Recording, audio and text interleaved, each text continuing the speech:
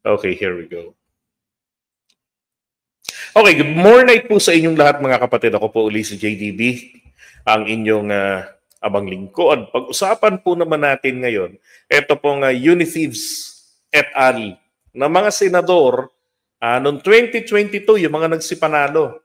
Ilan yun?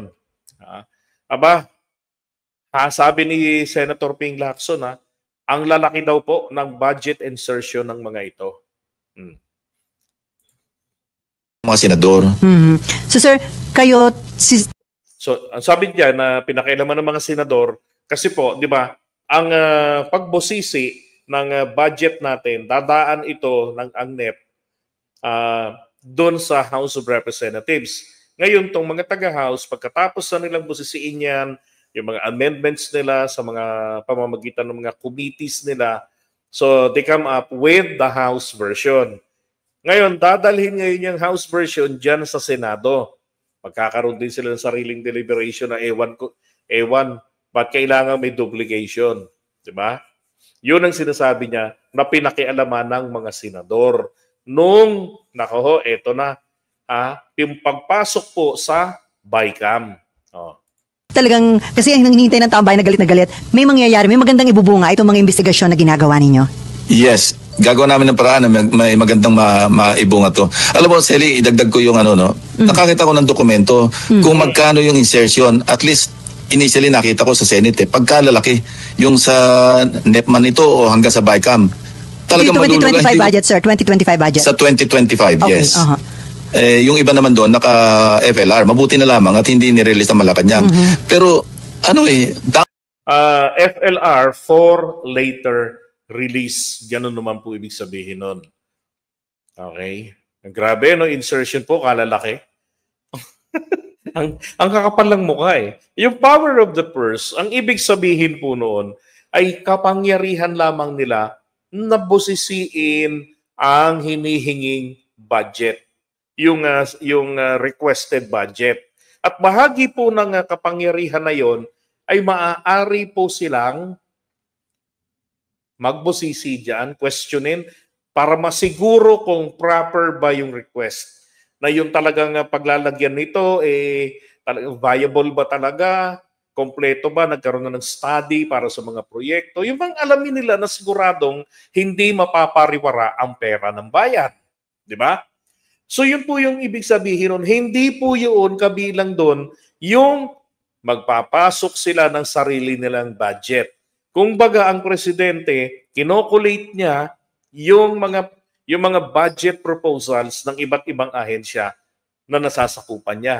Tapos sila naman, ang gagawin naman nila, imbis na yung sariling budget nila ng Kongreso ang asakasuhin nila, ang panghihimasukan nila is yung mga proyekto rin. Meron din silang sariling proyekto. Alam nyo, wala naman sanang magiging problema kung maayos kung hindi nila ginagamit yung pag-i-insertion nila sa katarantaduhan. Kaso ginagamit nila para pagkaperahan. Di ba? Ganun ang ginagawa ng mga politiko natin, ng mga senatong at ng mga tongresista. At ngayon, lumala ng lumala. Mabuti naman din, ngayong panahong ito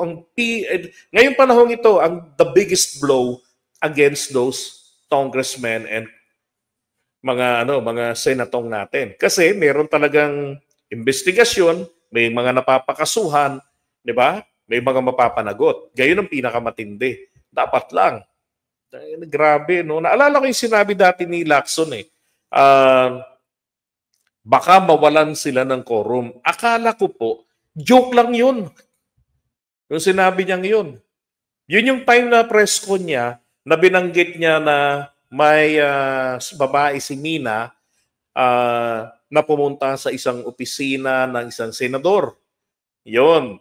Doon niya po nabanggit nyo na baka mawala ng quorum ang Senado.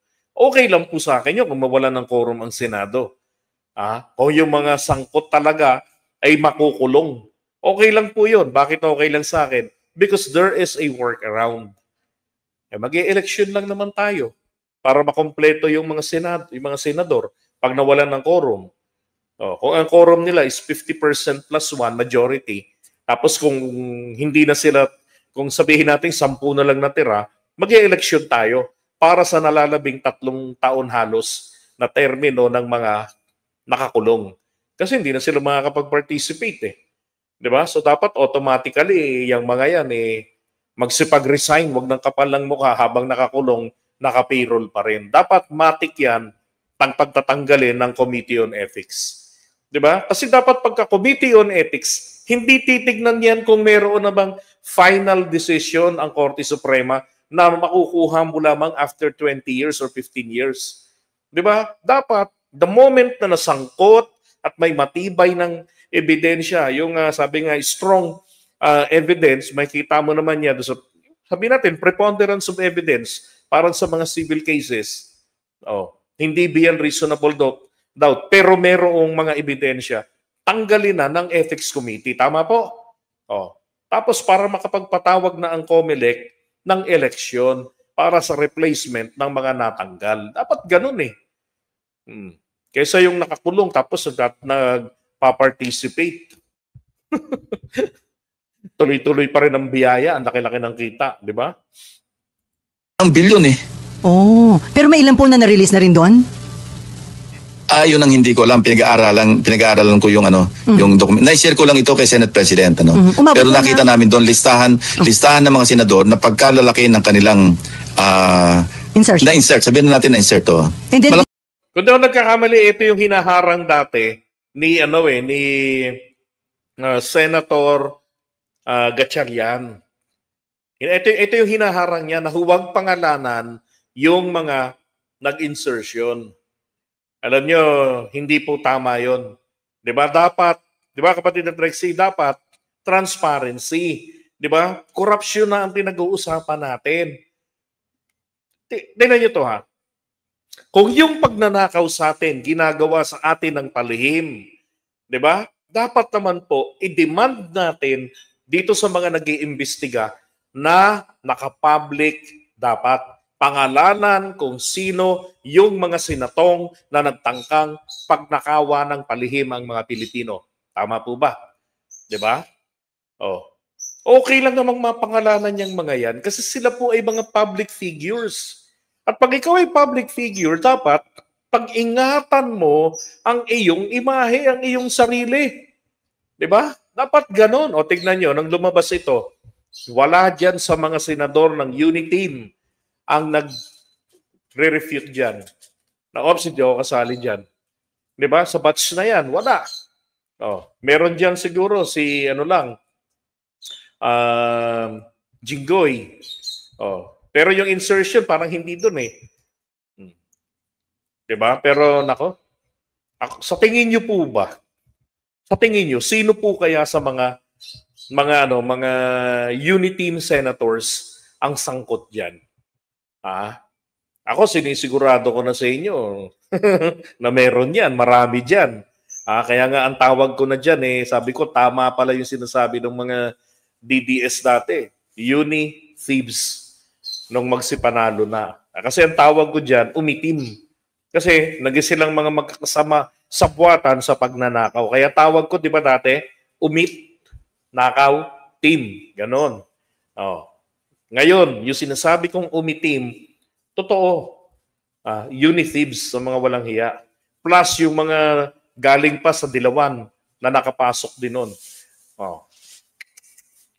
Unprecedented. Sir, the same senators na nababanggit po doon sa hearing ng Blue Ribbon ang nag-insert? Well, sabihin ko sa 19 Congress, halos lahat. Patay. Ayan, yung mga nandiyan sa harapan nyo, sa pictures na yan. Yan ang mga senador ng 19th Congress. Grabe, no? Lahat sila naging may insertion. Halos lahat, ha? Sino ba yung hindi kasali doon? Pero hindi naman lahat. Ay, sa bagay, ang sabi kasi ni Senator Chis Cordero, ba't pag-iinitan nitong 2025, hindi pa naman daw na-implement? Parang gano'n. Totoo. Totoo. Kasi alam nyo, yun ang problema Di ba? Yung depensa na yan ni Senator Chis Cordero, na wala namang na-release na budget naharang naman Kung hindi kasi nabulilyaso. Kaya kahit papano, nagpapasalamat na rin ako kina Amy Marcos na pumalag dyan sa katarantaduhan dyan sa BICAM. 'Di ba? Kina Congressman Isidro Ungab na nagwawala noon diyan sa BICAM report na 'yan. Oh. Yung report na 'yon pa lang, hindi lang palang report ang may problema eh. Mismo yung ipinasa ng Pangulo natin. Doon nga rin ako nagtataka. Bakit ang liit lang nung na-veto? 'Di ba wala pang 30 milyones pero yung insertion ang ang dami. Oh, ang ginawa pala, ito naman sabi naman ito di ko lang ako yung video eh. Siguro napanood niyo na rin to, si Toby Chanco, nung ini-interview siya ni Boy Abunda. Yung mga pondo na yan, sabi niya, hindi yan tinigilan ng Executive Department. Pinirmahan niya ng Pangulo. Yang GAB para maging GAA 2025. Pero yung pera dyan, hindi nila ni-release. Merong 4 later release kasi kaduda-duda kailangang pag-aralan.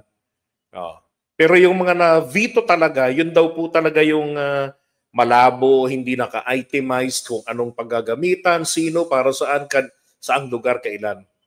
Yun yung mga right away, tinanggal nila agad ng Pangulo. Kaya nga sabi nga niya, ni Toby, hindi ito tinigilan ng Executive Department. Hindi ba sinabi ni Toby Chanco na aking pinaniniwalaan, and I'm proud to say na naniniwala ako kay Toby Chanco since after election ng 2025 diyan sa issue ng corruption, di ba? Yung iba kong mga kasama galit na galit sa kanya, ako lang ang naniniwala sa kanya, kay Toby Chanco.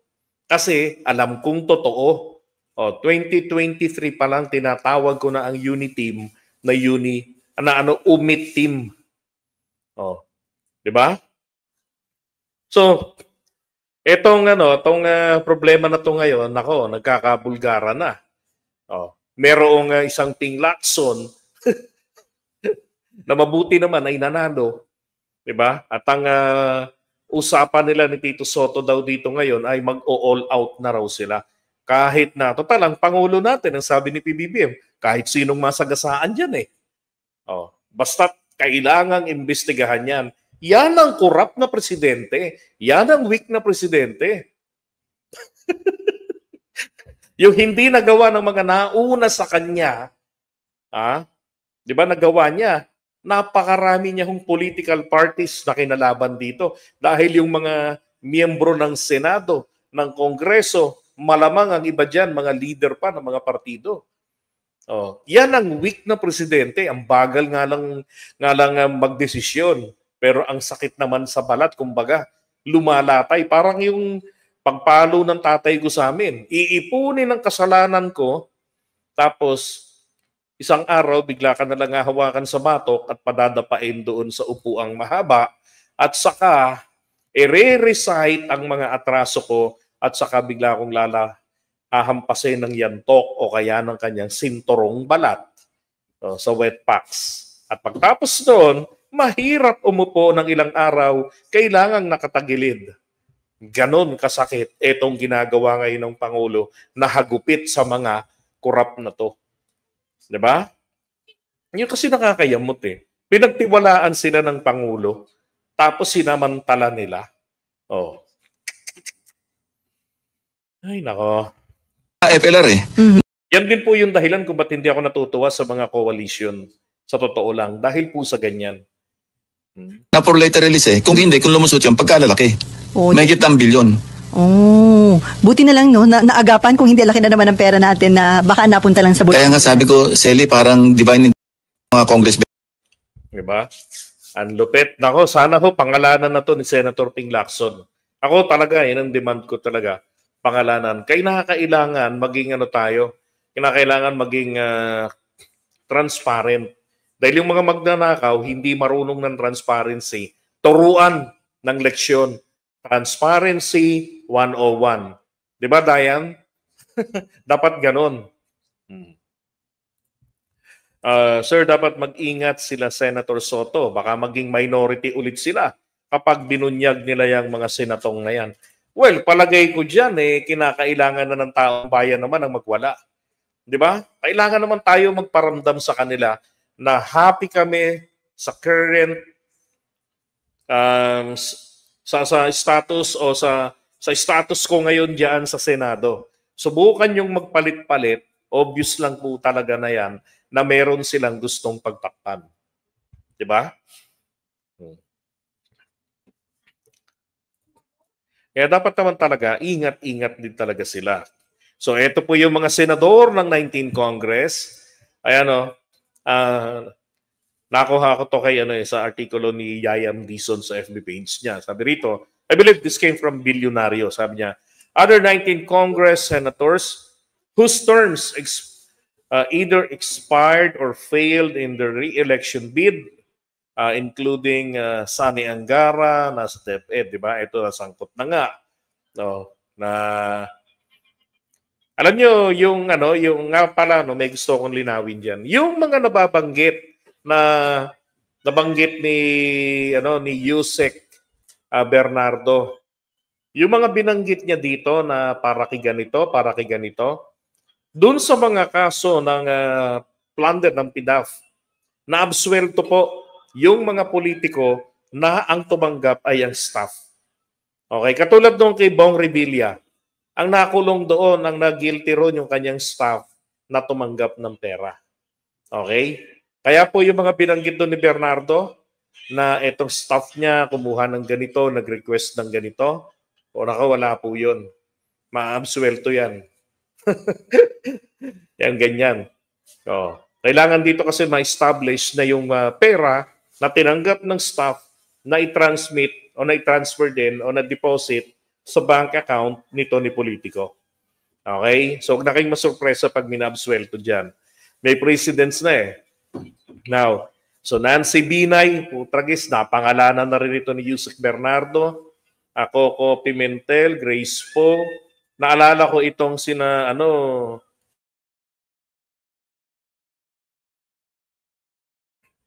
Naalala ko itong si Grace Poe, sina Amy Marcos nung BICAM.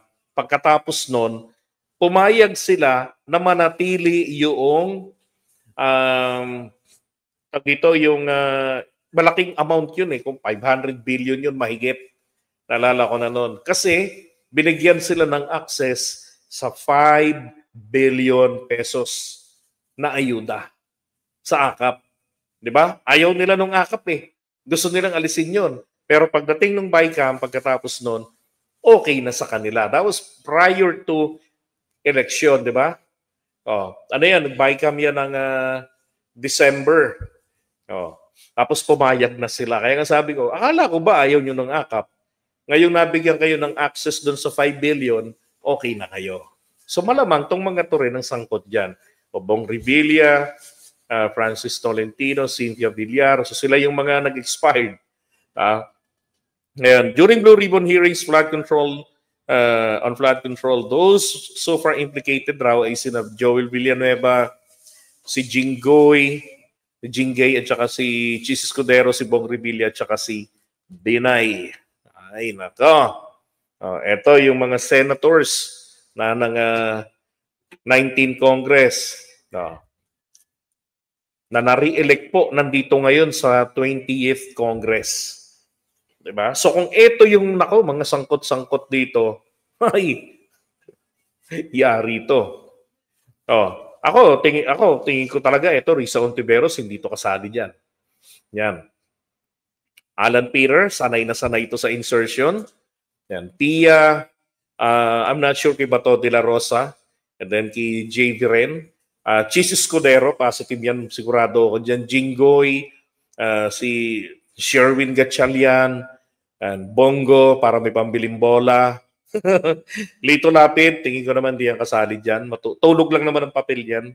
Lauren Legarda, nako, Amy Marcos, then Robin Padilla, bumalabs din yan. Rafi Tulfo, nako baka.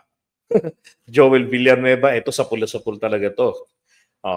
At baka itong si Mark Villar din, di ba? At saka si Mig Zubiri. Sangkot din, nako po. Ay, nako. Pero sana po ay pangalanan talaga na ni Senator Ping Lacson kung sino-sino yung mga yan. Ngayon, yung sinasabi rito ni Sherwin Gatchalian, na kapag pinangalanan mo yan, lilitaw na ako ang may pinakamaraming pangalan kasi ako ang chairman. Aba, paano nangyari yun? Ang alam kong chairman ng Finance Committee ng Senado si Grace Poe. Diba? Ewan ko. Pero importante, diba? Para sa taong bayan, dapat transparent ito. Hindi pwedeng i-hold ni si Senator Ping Lacson na keso may mapapahiya. 'Di ba? Ano kung mapahiya? Because in the first place hindi nila dapat ginagawa 'yan. At yung katuwiran na hindi naman na-release pa yung pondo, wala namang nailabas, hindi pa rin 'yun May tangka pa rin silang ginawang pagnanakaw ng palihim sa pera ng taong bayan. Okay?